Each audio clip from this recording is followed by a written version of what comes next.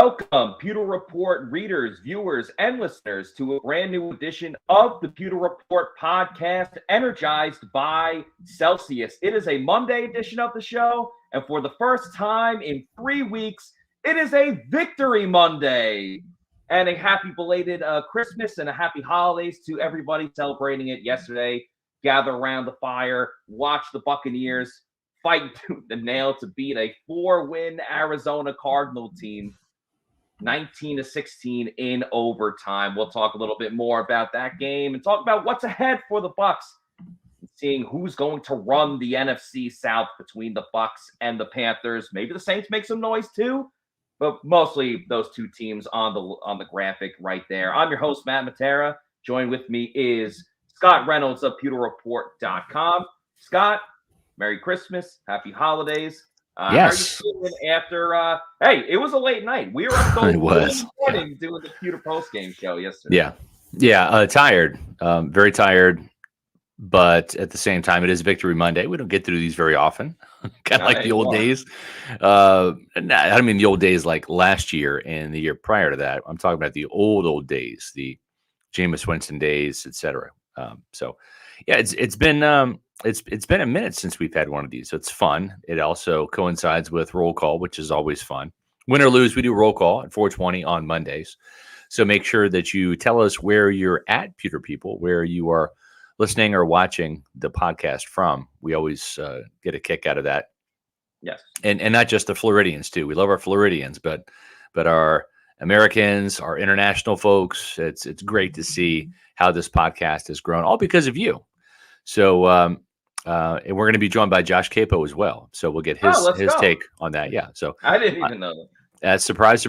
I'm going to send him the link right now, and we'll see Josh here in a few minutes. But I think the cool thing about today, Matt, is I think the Buccaneers are a bad football team, right? If Kyler Murray played last night, they probably don't win the game. I've come to that conclusion. Maybe I'm wrong. Maybe you have a bone to pick with that. But I did a little digging, and I said, okay, the Buccaneers are bad. They're going to be a bad football team making the playoffs. It's kind of embarrassing, right? They could finish 8-9 and make the playoffs. If they beat Carolina this week, this is really what's at stake. And this is why we say who's going to run the NFC South and who's going to get run on, right? Is it going to be the Bucs doing the running, or is it going to be the Panthers doing the running? They had 320 yards rushing against the Detroit Lions, who, believe it or not, are a good football team. Yeah. They were 7-7 coming into the game. And both Dante Foreman and Chuba Hubbard had 109 yards at halftime. And at one point, it was 31-7, and they absolutely rolled all over them. So it's going to be a big, tall task. We're not going to just forget about the Cardinals game, but that's the less consequential game right now. It's really kind of on to Carolina, because this is the game where it's going to come down to, and I think it's going to come down to the trenches. I really believe that if the Buccaneers can do what the Baltimore Ravens and the Pittsburgh Steelers have done, and that's really shut down the Panthers' ground game, and that's a tall order, because we saw James Conner, get off for 79 yards, including a 22-yard touchdown run, I believe. Tampa Bay has been hit and miss when it comes to stopping the run, but they're going to need help. They're going to need the offense getting a little bit of a lead and kind of pulling that Cincinnati Bengals card out of their hat, getting up 17-0 or 14-0. In other words, making the Panthers use Sam Darnold to beat the Buccaneers and not Dante Foreman and not Chuba Hubbard, because believe it or not, ever since Sam Darnold came back to the lineup, the Panthers are 3-4 with him as the starter, but it's not all because of Darnold. He just is doing his part to balance that offense. So it's going to be a very interesting week. The playoffs have already started. We talked, you and I, Matt, last night. Let's hear about Josh Capo. What did you think of the game last night? Aside from the fact that it was horrible football by both teams for most of the game, then it got exciting, as it usually does when the Buccaneers are playing for their lives and they get into 2-minute Tom Brady save us mode. Then Brady gets activated and makes it happen. Yeah, I think you summed it up pretty well there, Scott. Okay, great. Moving on then. Yeah, it was bad. I mean, you could tell Arizona didn't trust their quarterback. They didn't trust their offense. They generated 48% of their offensive yards on 7 plays, right? Which were their explosives, which were, I want to say there was 2 passing explosives, the 47-yarder to Hollywood Brown, which was a great catch. I mean, just kudos to him. He made a great catch. It was tight window right at the sideline there. And then I want to say like a 22-yard catch and run or 23-yard catch and run by James Conner. That was the extent of their offensive, their passing offense, basically. Yeah. And then they had 5 rushing explosives, most in the second half, as the Bucs defense kind of waned, as they are wont to do this year, because their backs are put up against the wall time after time after time. Comparatively, the Bucs had 5 explosive plays, and it counted for about 31%. A couple of those were on the ground, Josh. Yes, they were. A couple of those were actually on the ground. It was crazy. Yeah. It's crazy to see both Rachaad White and Leonard Fournette have an explosive run in the same game, because that does not happen. Absolutely. Yeah, you had so Rachaad White with an 18-yard run, Lenny Fournette with a 14-yard run, Lenny with a 23-yard run, and then you had the 2 catches, the 44-yard catch and run by Fournette and the 23-yard catch by Gage in overtime. Yeah.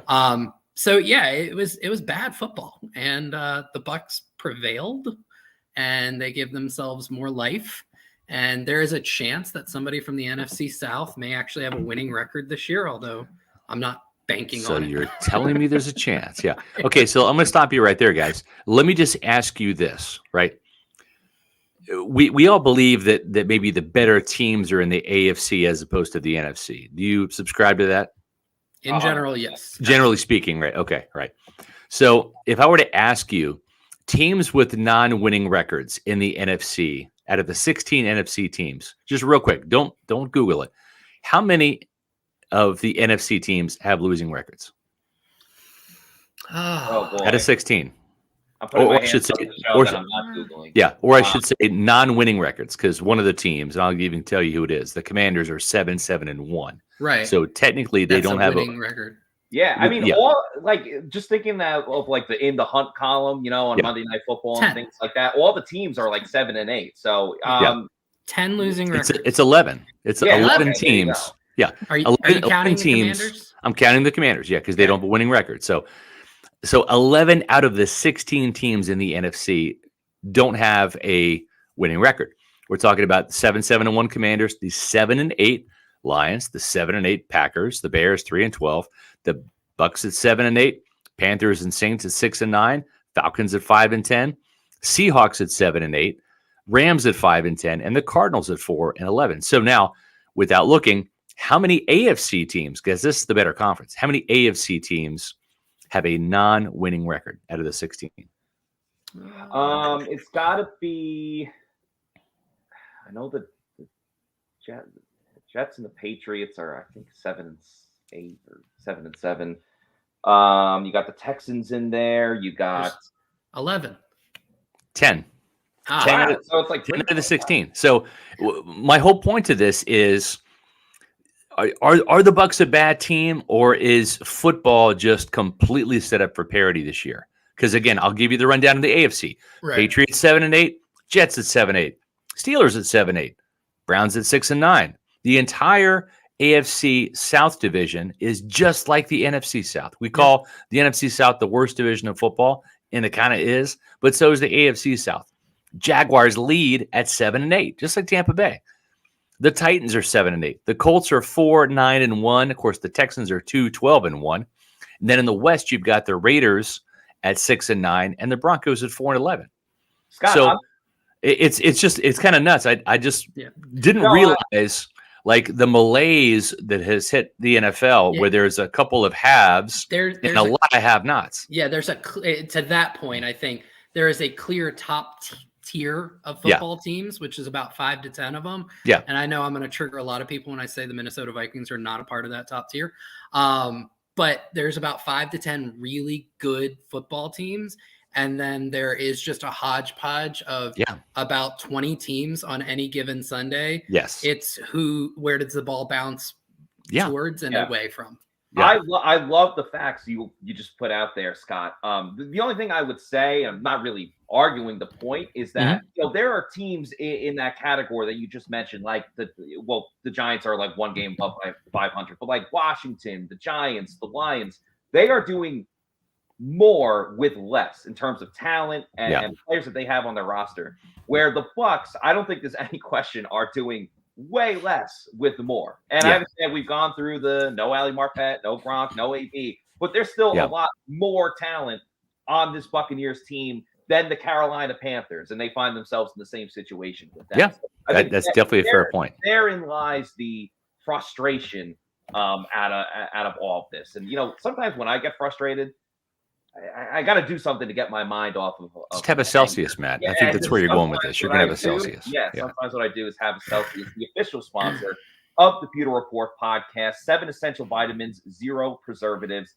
It is the healthy version of an energy drink. And there's a wide assortment of flavors, which is why we love them. You see the Arctic peach and tropical vibes right there. You can go cucumber lime, Fuji apple pear, cola, watermelon berry. That's one I've been drinking a lot lately. The cucumber lime, as I said. So many great different flavors. The healthy version of an energy drink. It's great to substitute with coffee if you don't want to be drinking coffee anymore. A lot more flavorful, obviously, with the Celsius energy drinks, with kiwi guava as well. If you want to know where to get a Celsius, if you haven't had one yet, go to the store locator, punch in your address, and a whole thing will pop up about where you can find it. At your local Walmart, your Target. Josh, you used to live in New York for a little bit. What are those, little stores on the corners? I really enjoyed going to my local bodega. That's right. You can go to your local bodega, find a Celsius there, and then when you realize that you love Celsius energy drinks, start buying them in bulk. Go to Amazon, do the subscribe and save, have it sent to your house or apartment every 1, 2, or 3 weeks.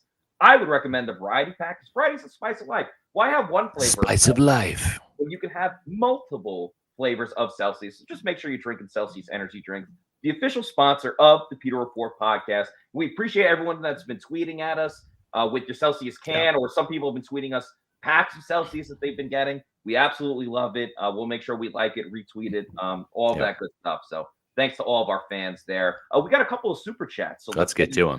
If you super chat us, we will let you cut the line. We are the bouncers of this podcast. Giovanni had one earlier, just wanted to get to, because Josh, you said the same exact words. Giovanni, thank you for the $5 super chat. Bucs better be suited, letting Carolina get up 2 scores. They only seem to click when their backs are against the wall. That's exactly what you said, Josh, a couple minutes ago. What a disappointing season. Yeah, it's the same formula every single time. Start out hot, at least moving down the field, get cold. Get a field goal. Kick a field goal, and then start the disappointment early, right? Yeah. Don't wait. Just get disappointed early. Just to that point, real quick, William. We appreciate your super chat. Get to you just in a second. Tom Brady was pretty much resigned to the fact that we didn't really talk about this last night, Matt, because we were doing the pod at like 1:00 in the morning, and we were tired and kind of forgot what Tom Brady said. But Brady kind of actually just admitted, he's like, we pretty much just, this is really what we can do really well, is the 2-minute, and is really all we can do well. And I'm paraphrasing there, but I think I know what Tom's trying to say now.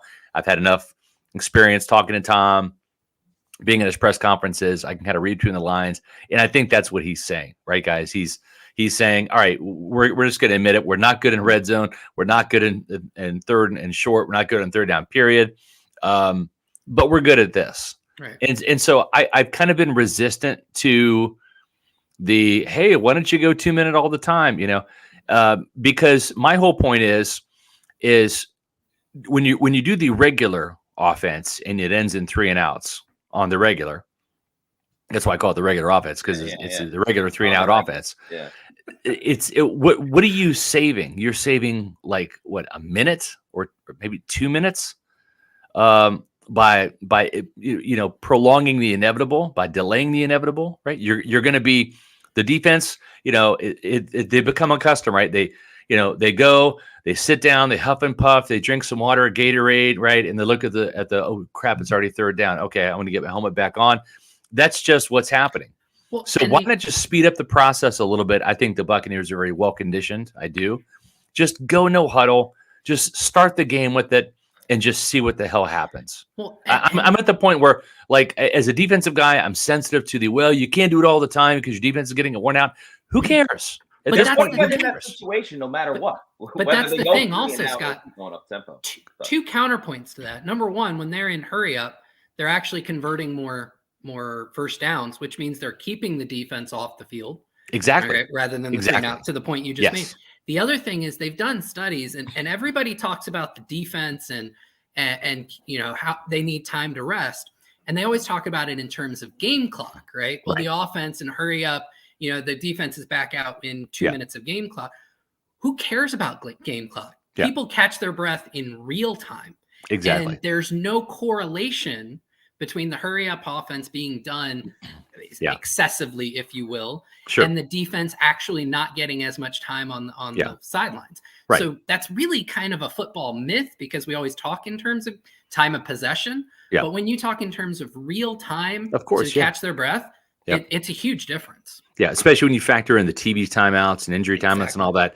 And listen, as long as you're not Cam Jordan, like you can fake an injury, right? Like if you're, I'm just saying, if you're Will Golston, right, and you're going to get like two reps on this play, right, and it's like you look at Will in the huddle and you're like, hey, on second down, fall down and grab your calf and say you're cramping, right?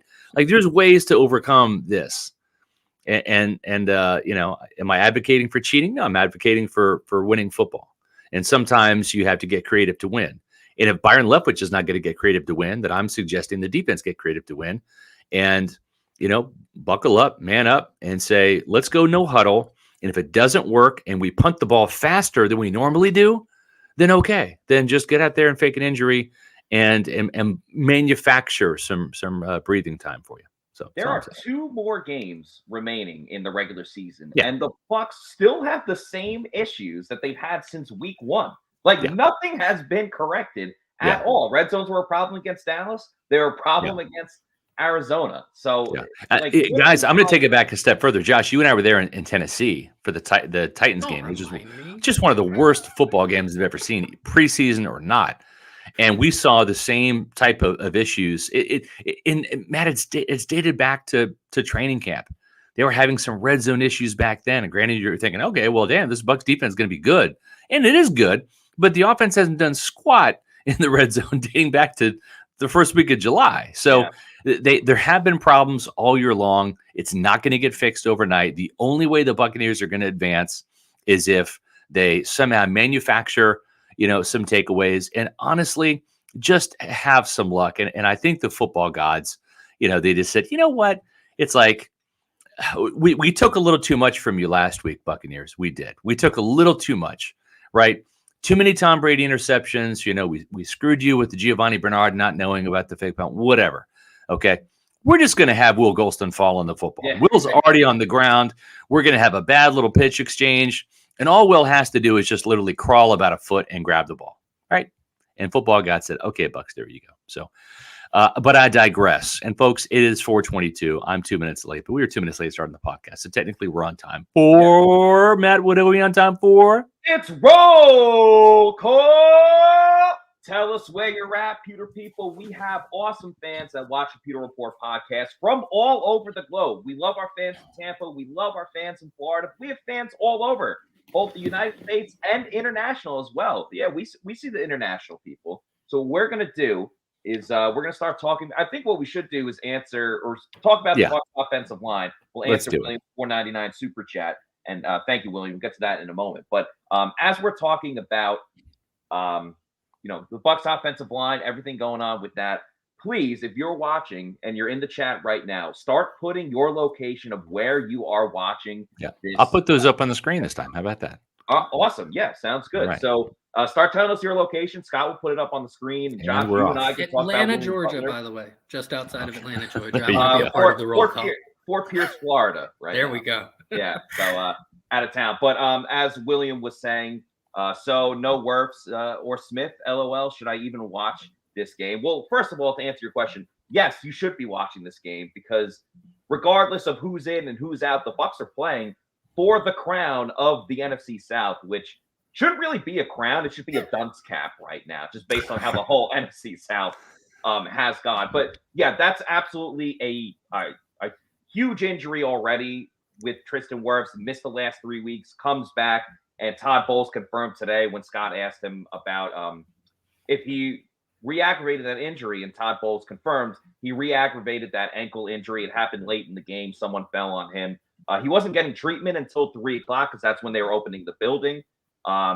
So we'll see what happens this week if Tristan Wirfs is able to play. But he was limping around, didn't necessarily play his best game. And I took Tristan Wirfs over J.J. Watt in the game day show. But even on top of that, you obviously want Tristan Wirfs as your best offensive lineman. Donovan Smith has had a tough year, struggled. We all understand that. But damn, they need Donovan Smith back as soon as possible because Josh Wells, unfortunately, out for the rest of the season. He suffered that injury in the first half last night. So you're down to Brandon Walton. And Brandon Walton, I think Todd Bowles kind of said it best. He battled.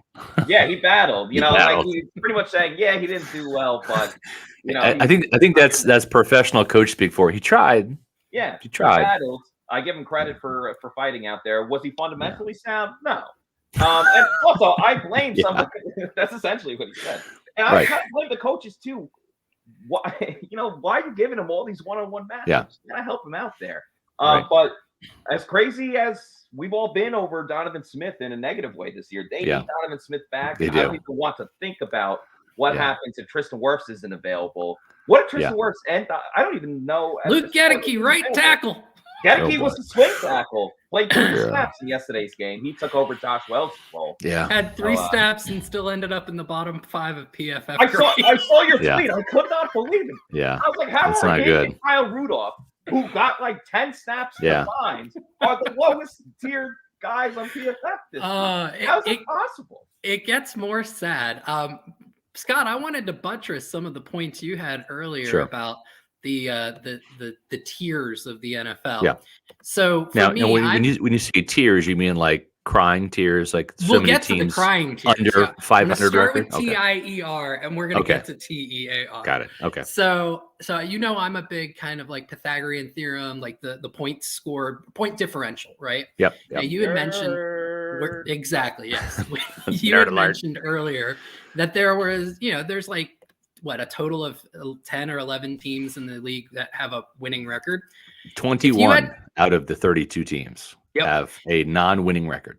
If you had to guess how many teams in the NFL have a point differential of 30 points, plus 30 points or more, which means they're averaging after 15 games, winning by 2 points per game, right? An average of that. How many teams in the NFL would you guess have a positive point differential of 30 points or more? I don't even know. And the reason I say it, 7. Okay. Just 7. Yeah. There are 7 teams that are averaging winning by 2 points or more throughout this year.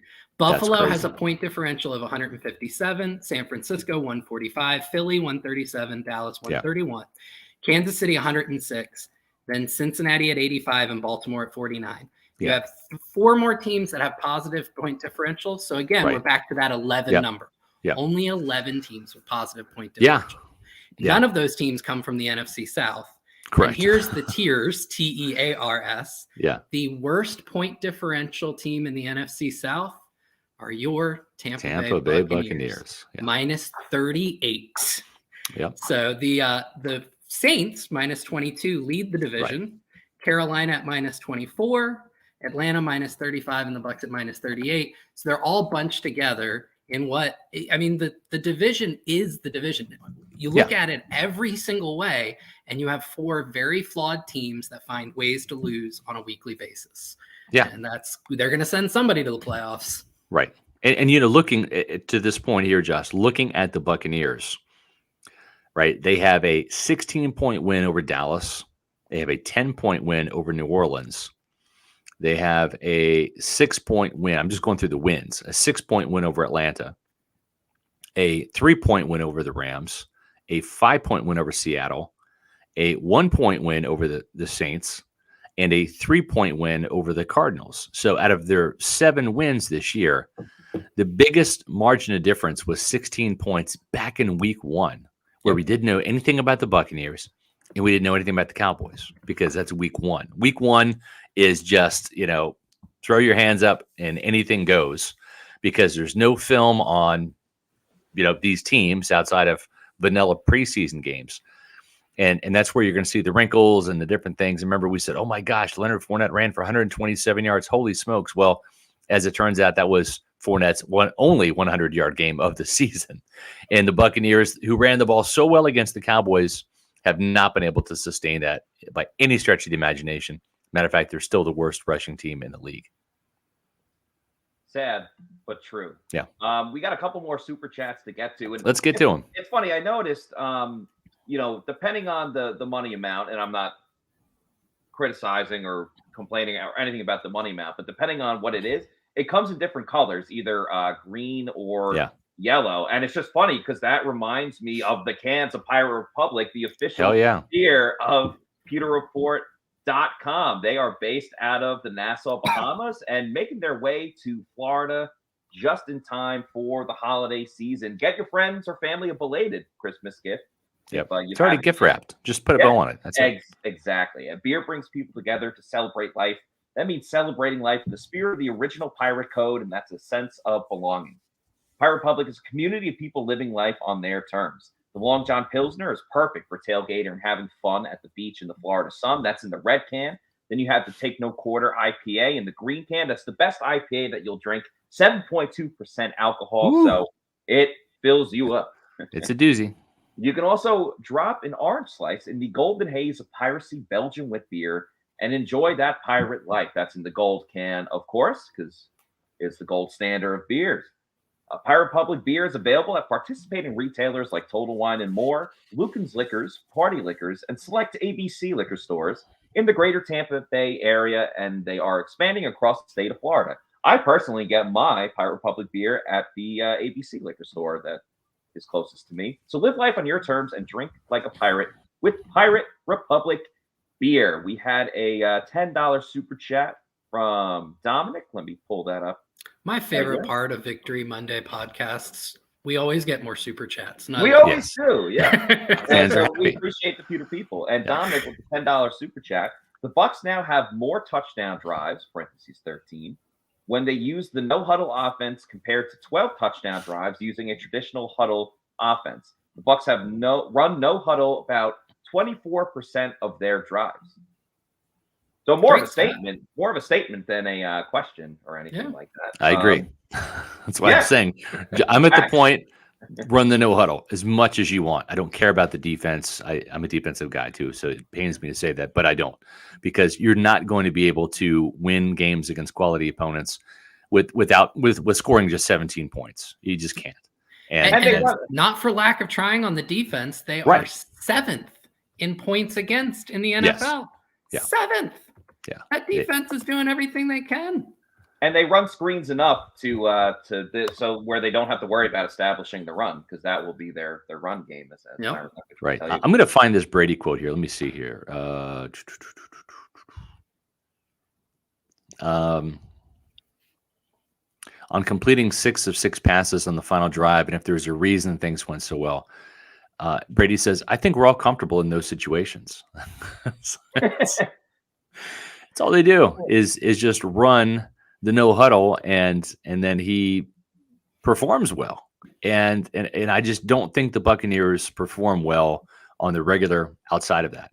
But and it really just speaks to the point that was made there by Dominic, is they have more touchdown drives when they use the no huddle compared to the times where they don't. So do what's working, Byron. Yeah, facts. While you're still here, do what's working. More play action would be nice too. Yeah.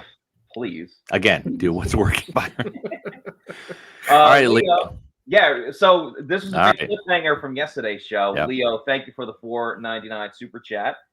And this is a question yesterday that we are going to answer today. Scott, you said you'd elaborate on Brady coming back in 2023. Do you think when he stays, he will play a role in picking the new offensive coordinator for the team? Yes, I think Brady is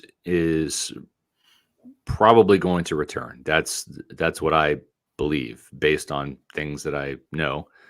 And at the same time, we're not reporting this as fact. We're not, there's no story on pewterreport.com saying Brady is going to return. I believe he will return.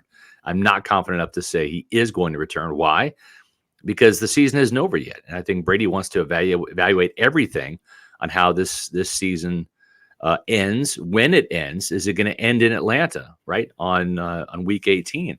Is it going to end the week after a game at Raymond James Stadium? Is it going to end a couple weeks into January? We'll have to see. So that's going to play a role into it, I believe. But if I had to say Brady is going to come back to play, then where is it going to be? I think it's going to be here. Because I don't know at age 46, and that's how old he's going to be next year, when he's truly in the twilight, like the final twilight, like the final, like end game twilight of his playing days. I don't think he wants to hit the reset button. I think the reason why he left New England was he wanted a fresh change of scenery. He wanted to prove he could win without Bill Belichick. He did that.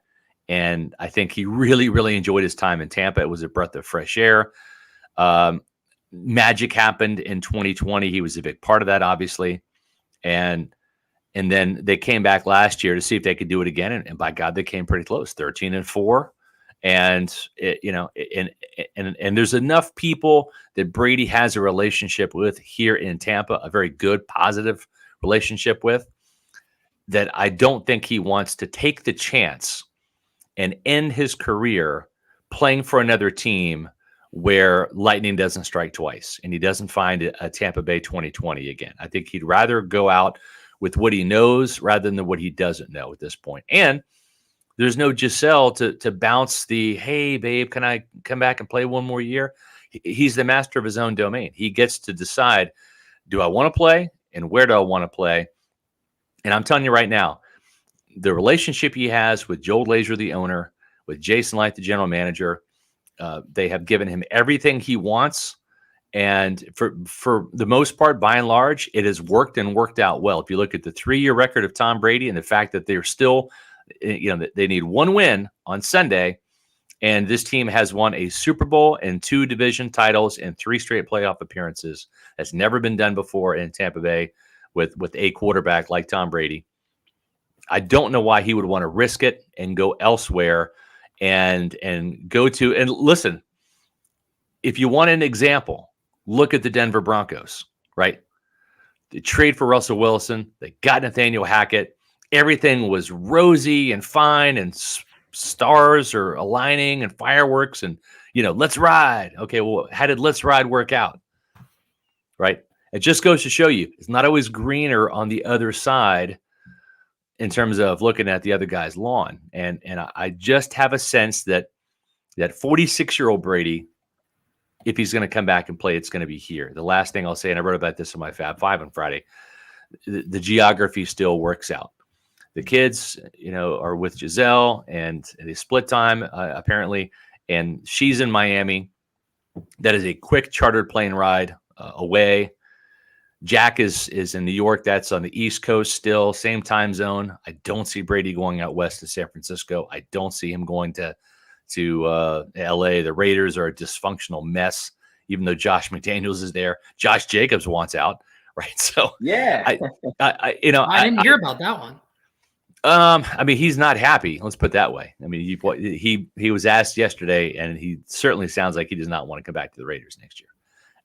But I'm just saying, is Sean Payton coming back anywhere? Is that going to be enough to lure Tom Brady? I don't know. Well, we had a super chat from Carlos, $5. Right. Thank you, Carlos, for the super chat. You handle it. He said, there's reports that Sean Payton will coach again and is building a staff. Yep. Would ownership consider firing Bowles and tell him the bad news, Matt, if Tom stays? Carlos, the bad news is that the Saints, whether the Bucs would even entertain this, which I think they would, absolutely, the Saints would never allow this to happen.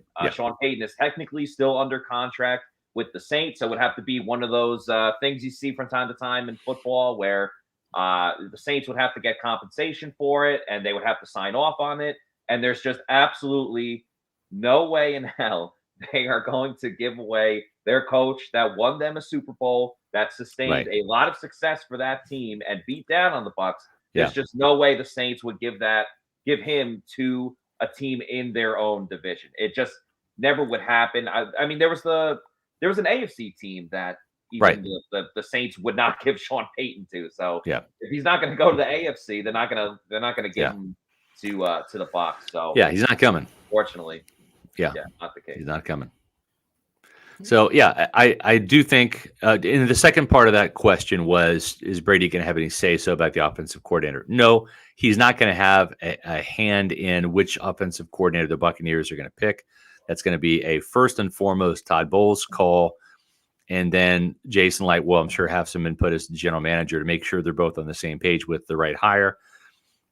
I do think they're looking for a guy that has some creativity, maybe from the college ranks, but a guy that has NFL experience. And the two names I threw out there on Friday, Todd Monken, who I've talked about now for about a month. I'm just waiting for them to fire Byron Leftwich, by the way, if you haven't noticed. So there's a part of my brain that's just already on the 2023. So we just get that news out of the way and find the new OC, and we can start having happier thoughts about the offense. But then the other one is Bill O'Brien, both of which are in the SEC. Monken is the coordinator at Georgia. Bill O'Brien is the coordinator at Alabama with Bryce Young in that offense.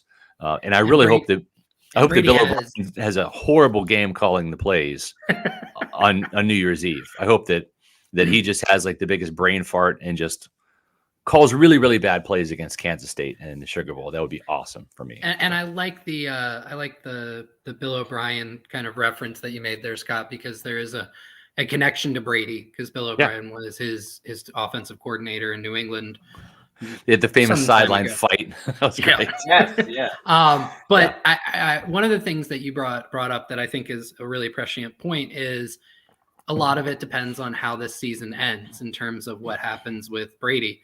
So I'll throw out a hypothetical. They go on a run here, right? They finished 3-0 to finish the regular season. They have a winning record. The number 4 seed, host a playoff game. Dallas go Cowboys. On a Cinderella-like run. Okay. They win the Super Bowl. Right. Okay. I think we're all probably in agreement that that's the storybook ending that Brady would maybe hang it up on. I think at that point, yeah. And then him and Giselle reunite. Right. And then like the Macho Man Randy Savage and Mrs. Elizabeth in WrestleMania. Oh yeah. But that's storybook for Brady, but it becomes our nightmare at Pewter Report because you lose Brady. Yeah. You probably have to keep Leftwich, and we have to cover him with a lesser quarterback next year. Oh God. I know, right? Come on, man. It's still a holiday. We're only a couple hours removed from Christmas. You know. Matt, Byron's you and I did the premise. Look at that. I did the podcast last night. It did not feel like Christmas as we rolled into overtime. Oh my gosh. Oh my God. Yeah, even Leftwich is laughing at it. Yeah. Oh, Yeah. I mean, I don't see any way that the Byron Leftwich survives this. I just don't. It was short of a Super Bowl. Yes, yeah. And really, what it is it's almost like Jerry Jones, right, with the Cowboys. He wants to hire Sean Payton so bad, but damn it, Mike McCarthy just keeps winning. There's a part of Jerry Jones that's just like, oh man, like what if we went down to Tampa and lost that first game? You know, then I get to hire Sean Payton. You know, even though you would be eliminating your team with that thought, right, from the playoffs early, your double-digit Cowboys, it's a conundrum, right? It's a bit of a conundrum. So yeah. Can you go back to that Shaggy comment? Yeah. Because I want to point out how loathsome Byron Leftwich is with this fan base. That I just created a hypothetical where the Bucs won the Super Bowl, and he said, "Don't say that." You're like Jerry Jones. You're like, no. I just want to point don't win in the playoffs. That is downright hilarious. Oh I didn't even like. That was my first reaction too. Like, oh, Byron Leftwich is back. Not even like, hey, like Super Bowl parade rings, like all the fun and that came with that.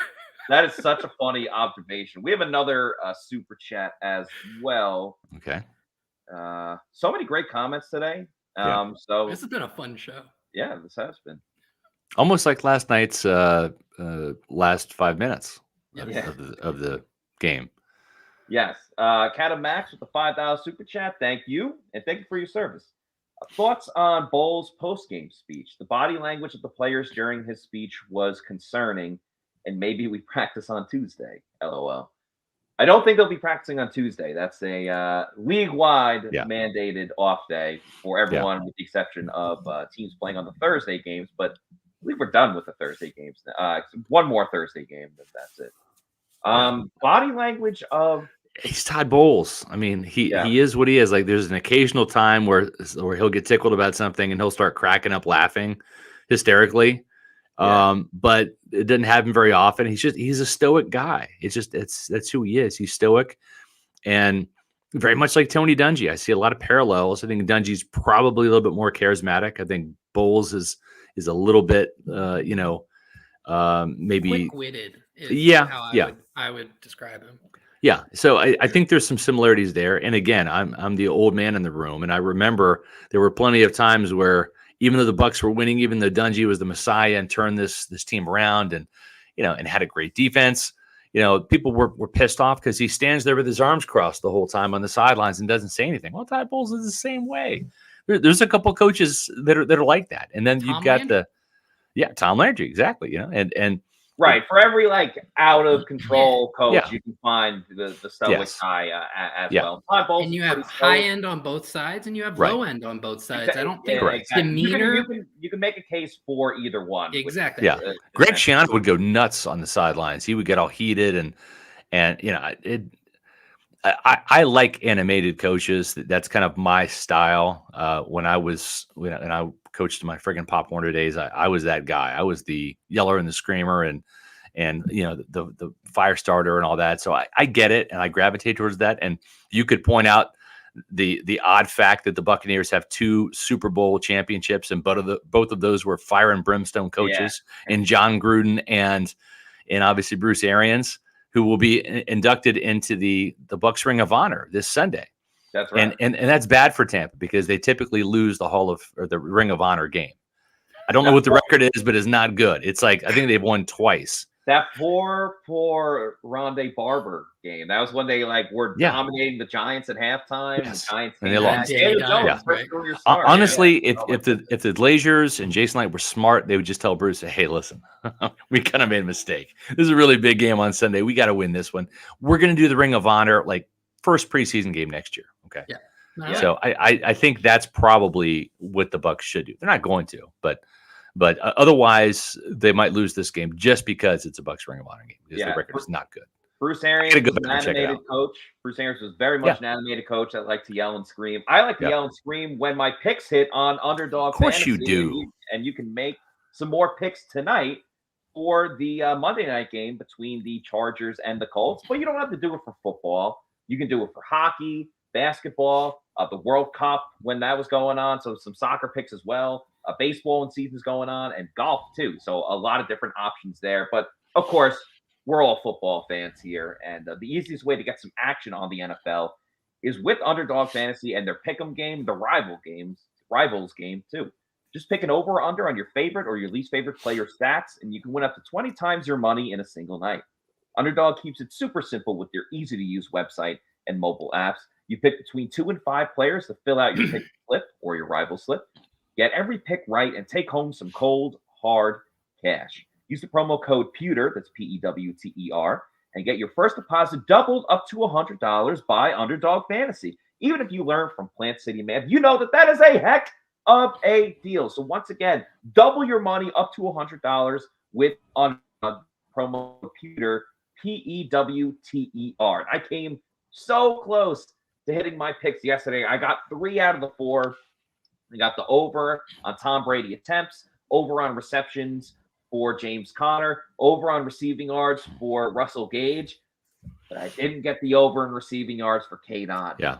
We all thought K-Don was going to have a pretty good game, but unfortunately he didn't show up and have the penalty. Well, not the penalty. Yeah, it was bad. He made a reception. There was a penalty on it, so it took away that as well. So that one hurt a little bit because I'm very, very close. But, all right, so let me ask you guys, because Bowles, again, talks to the media on Wednesday. We're in the studio, the media studio Wednesday. I want to kind of find out without like I want to ask it like in a good kind of clever way. I don't be like, why don't you do anything but stand there with your arms crossed, right? I want to be like, hey Todd, every time you're on camera, you're standing there like a statue. Some people would even say comatose. I would not say comatose, but one person in the chat did. But like I want to like get an answer from him as to why he's not a little bit more animated. Like are you like a whirlwind of emotions inside and you can't let it out? But I want to ask it in a way where I don't come across like an idiot and he doesn't look at me like cross and you know and gives like an answer that makes me look stupid. Right. So how do I phrase that where I want to, you know what I'm saying? I want to like have him answer to the fans why he stands there with his arms crossed and doesn't look like he's engaged at all. Because I understand that's the perception, but right. Let me give this a crack. Okay, so Todd, no matter what the situation, you do such a great job of keeping an even keel, whether you're up by 20, down by 20, penalty. Hold on. You say up by 20. That's not factual, Josh. They've never been up by 20. But go ahead. I like your premise. Up by 4, down by 3. Yeah. Okay. Up by 4, down by 4. I got him taking notes. In what situation do you think would get you to just lose your damn mind? Okay. And pose it to him as a hypothetical on what would have to happen for him to lose his cool. Okay. I think that's the way you approach it there. Okay. All right. Why don't you explode on your players the way John Gruden and Bruce Arians would do from time to time? You know, because he's going to say Devin White in that Baltimore game. What would get you to do that again? Yeah. Yeah. That's just who he is, right? I mean, I remember talking to Tony Dungy one time. His daughter Jade went to the same preschool as my daughter Ellie. So I think I told this before, where he would come to birthday parties where Ellie's, and it was kind of funny. My mom would get a kick out of it, like, "Oh my gosh, Coach Dungy's here!" You know, I'm like, "Yeah, it's not because of me; it's because our kids are in the same preschool." But I had a great relationship with Tony, and I always said, you know, you're so stoic on the sidelines. And you know that you really have like a trump card. You've got like an ace up your sleeve that you can play, right? If you go in and blow up at halftime, right? If you're down by like 10, 14 points, whatever, you go in and blow up at halftime, you will get such a huge reaction out of your players.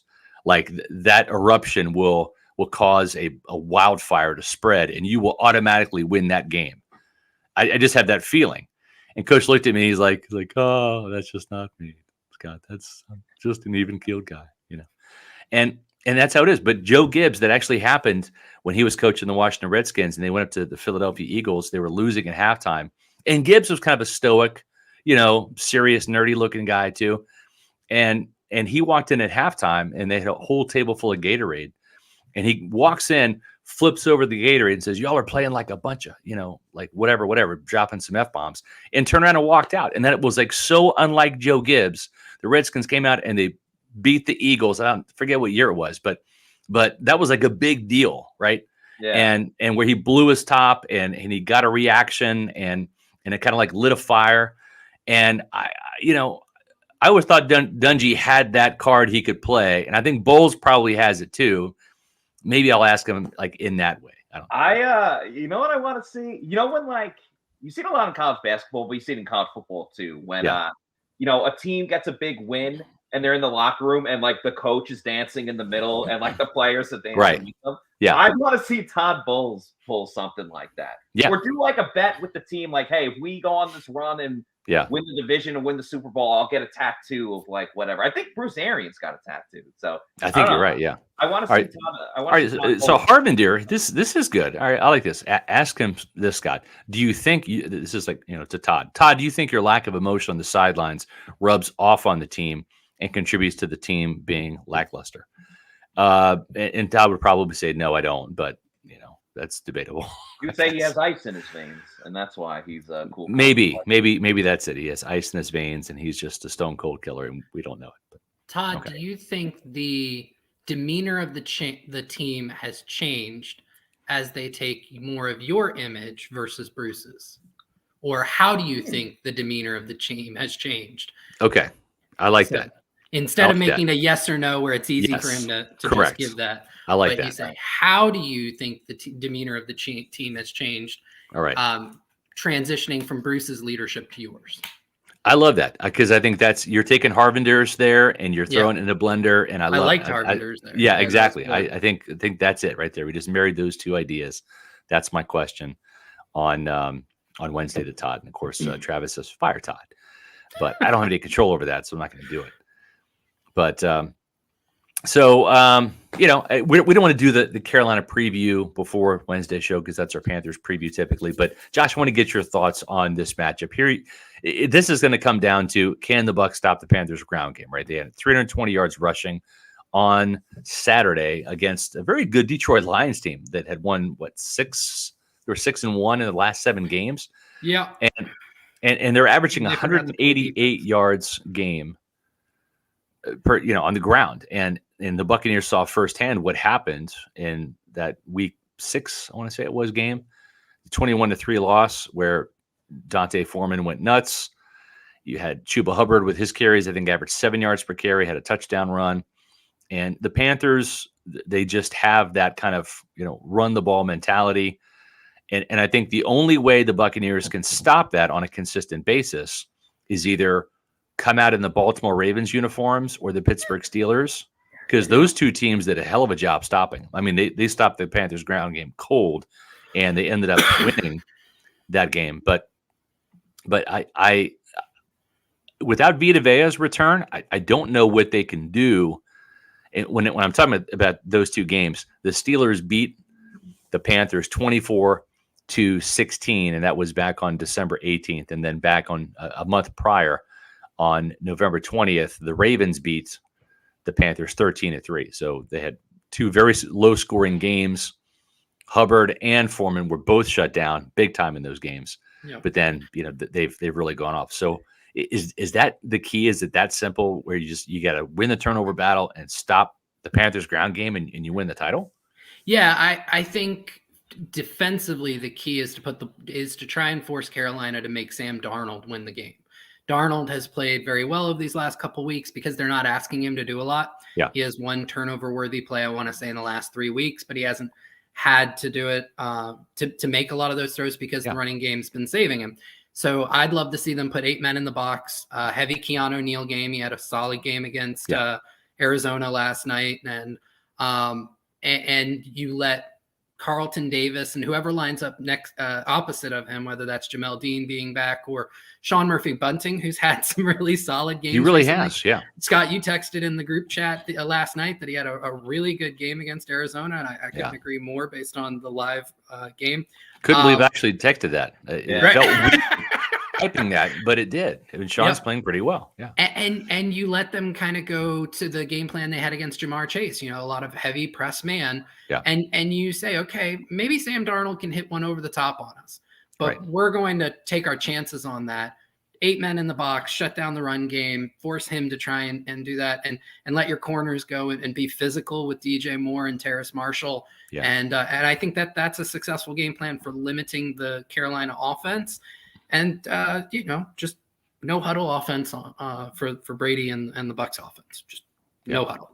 Matt, do you see it the same way? What is your take on, just generally speaking, before we get into Wednesday's show, just what has to happen for the Buccaneers to beat the Panthers at Ray J on Sunday? Yeah, I mean, you look at it their last game, and Todd Bowles pretty much said it bluntly. We didn't play well, and they scored more points, and we didn't score points. I'm not going to be. The simplicity I hate those answers. I'm not going to be as simple as that. But clearly, they have to put up more than 3 points or whatever the final score was there. So yeah, I think they have to get back to the play action. They have to win with their best players. I don't know what's going on with Mike Evans and Tom Brady and why there's no chemistry there, but they got to get on the same page for this playoff run. I'm putting that in quotations because, the way technically Sunday is a playoff game, gentlemen. It really is. It essentially is. And honestly, I if I'm being honest, I really haven't looked forward to going to some of the live games this year. Just because I know that I'm not going to watch good football, at least for the first 3 quarters.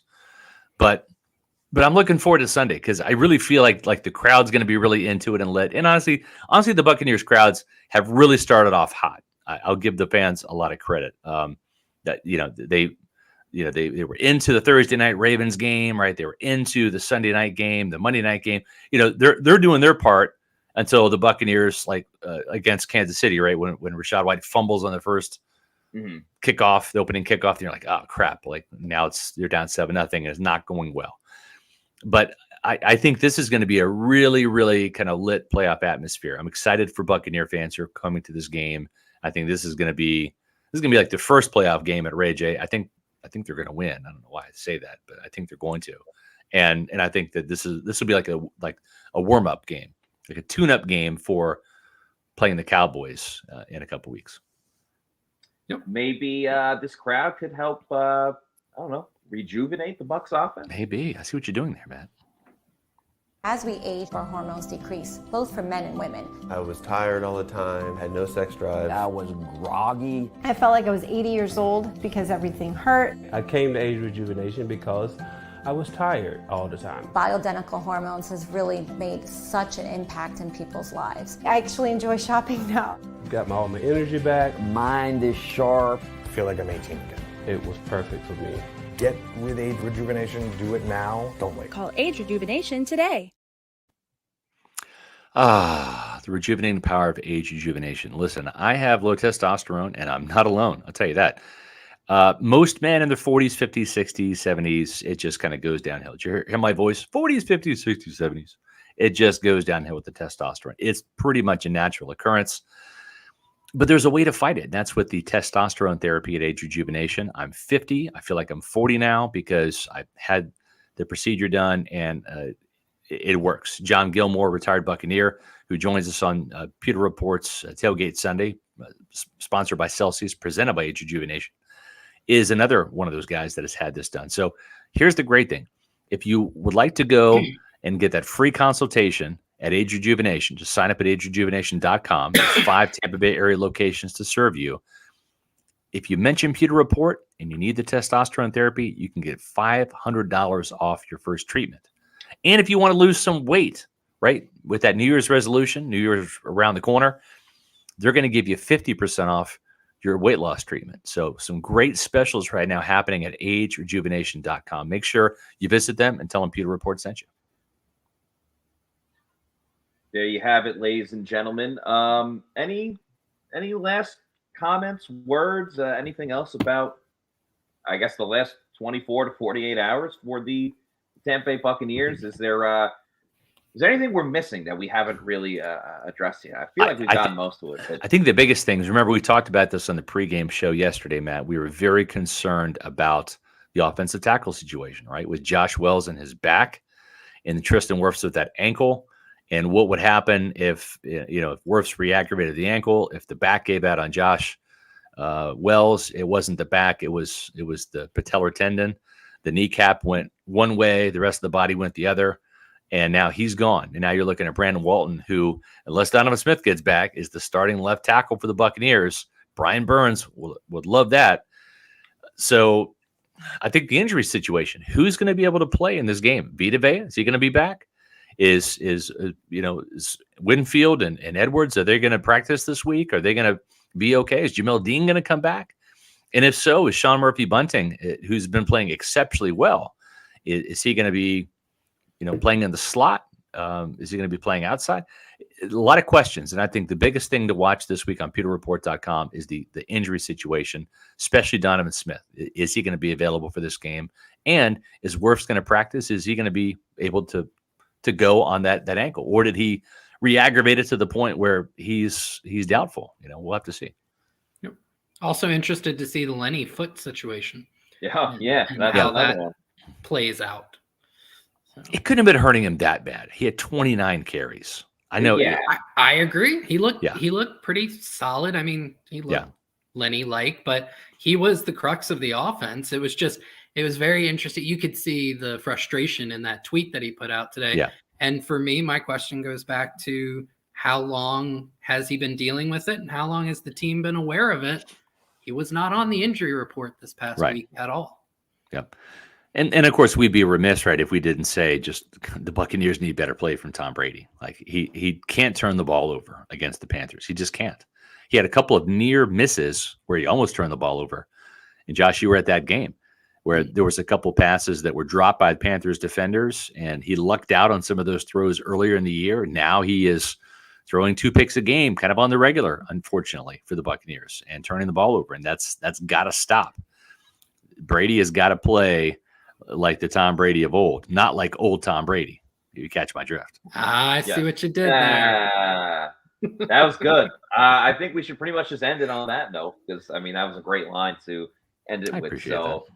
for Scott Reynolds, for Josh Capo, I'm Matt Matera saying thank you everybody for watching, and we will see you on Wednesday for another edition of the Pewter Report podcast. Out. Happy holidays. Out. Merry Christmas. Merry Christmas. Happy holidays.